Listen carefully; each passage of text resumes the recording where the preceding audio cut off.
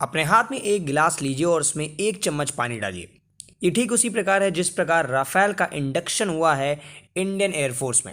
लेकिन ये बात भी कहना गलत नहीं होगा कि इसी एक चम्मच पानी से पूरा गिलास आगे जलकर भरेगा।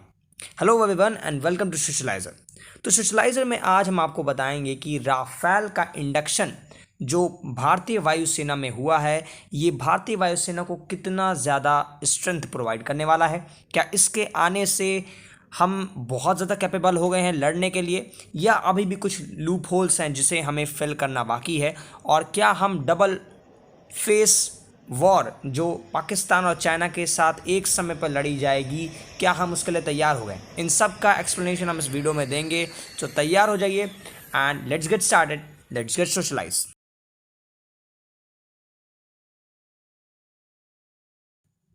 तो अगर हम राफेल डील की बात करें तो अप्रैल 2015 में नरेंद्र मोदी फ्रांस गए, जहां पर इस डील की शुरुआत हुई।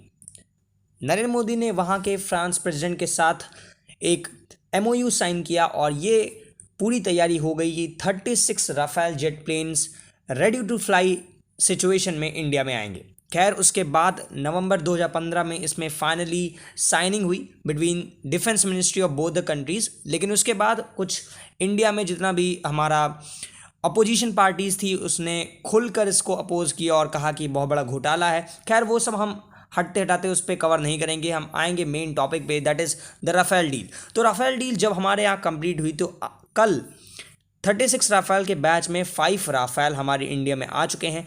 अब ये इंडिया को कितना ज़्यादा स्ट्रेंथ प्रोवाइड करने वाले हैं। देखिए, अगर इंडिया की स्ट्रेंथ की बात करें तो हमें सबसे पहले उसके एयर फ्लीट जो है, जो एयरफोर्स जिस प्रकार के प्लेन्स को इस्तेमाल करती है उसको देखना होगा।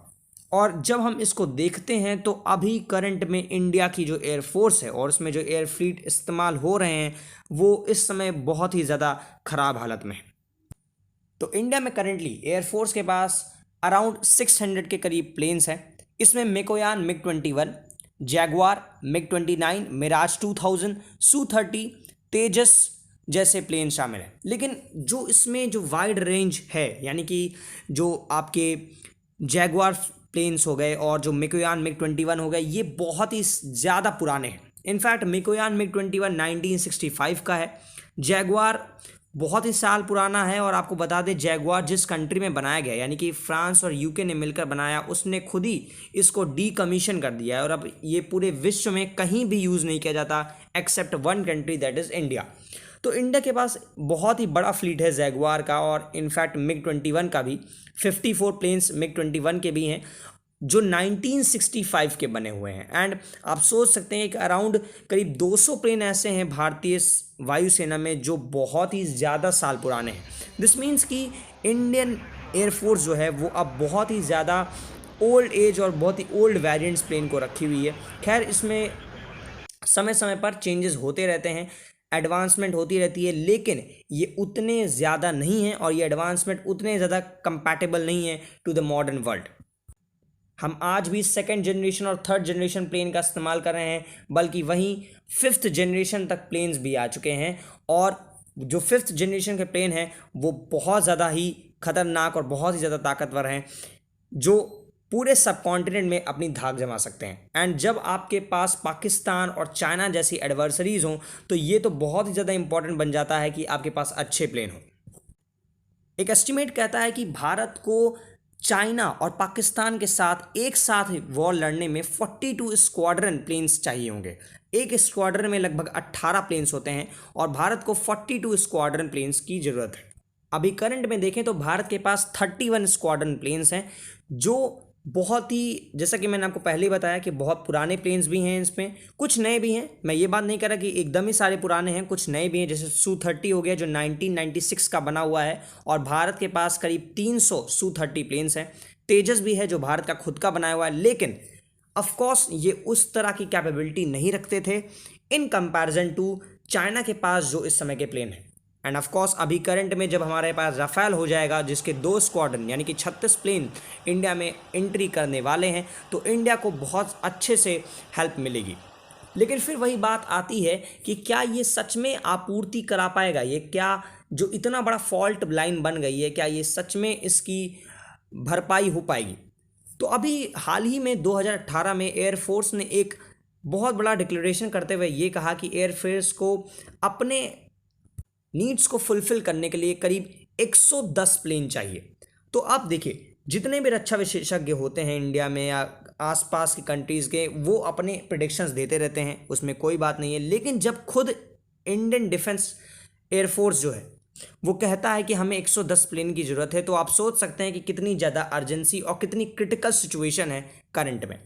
नो डाउट जब राफेल प्लेन्स आ जाएंगे तो ये बहुत बड़ा गेम चेंजर साबित होंगे हमारे इंडियन सब कॉन्टिनेंट में। लेकिन इन कंपैरिजन टू चाइना, जिसके पास J-20 विमान है जो 5th जनरेशन के प्लेन है, एंड पाकिस्तान जो भी F-16 रखा हुआ है, उसके साथ एक साथ लड़ना भारत के लिए चुनौतीपूर्ण कार्य होगा। एंड बिल्कुल इसमें कोई दो राय नहीं है कि दोनों को एक साथ संभालना भारत के लिए बहुत मुश्किल काम होगा।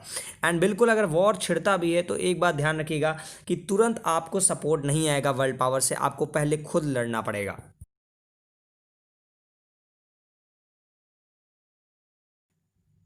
तो चलिए हम बात करते हैं कि फ्यूचर के बारे में, इंडियन एयरफोर्स का फ्यूचर क्या होगा। देखिए, फ्यूचर पूरे वर्ल्ड का फ्यूचर जो है, अगर हम एयरफोर्स की बात करें तो बहुत ज़्यादा मोस्ट लाइकली है कि वो ड्रोन्स पे ज़्यादा निर्भर रहने वाला है। देखिए, अब करंट में ड्रोन्स ऐसे ऐसे बनने लगे हैं जो 5th जनरेशन के प्लेन को मात देने की तैयारी कर लिए हैं। और ये अच्छे इसलिए भी हैं क्योंकि बिल्कुल आपको मैन कैजुअलिटी नहीं देखने को मिलती है, कोई भी लॉस नहीं होता है, सिर्फ मैकेनिकल लॉस होता है जो इतना खास बड़ा इफेक्ट नहीं डालता है।